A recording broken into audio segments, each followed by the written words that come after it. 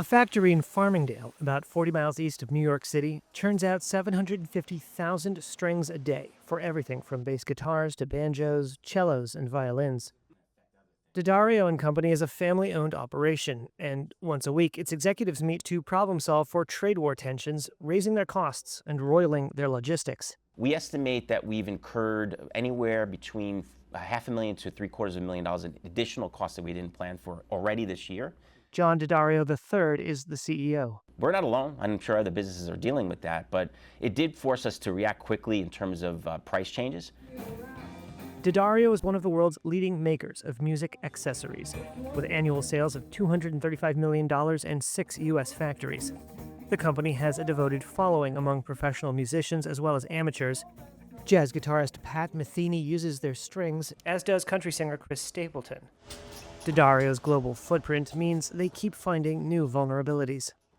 What did we do in the onset of the tariff war? Lots of things. First, we filed an application for a foreign trade zone that we could designate for portions of our facilities, which would allow us to import either finished goods or parts for finished goods and avoid tariffs, presumably if you re-exported that product to our export customers.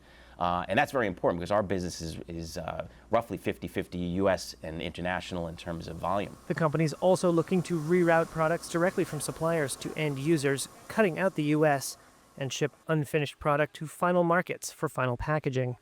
We can literally, if we need to, divert shipments that are on their way to the States to other markets where we have our own entities.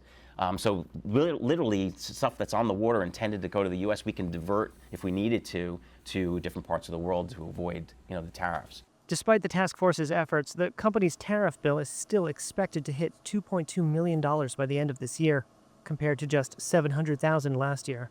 The trade war so far has pushed the effective U.S. tariff rate to around 20%, according to the budget lab at Yale, a level not seen since the 1930s.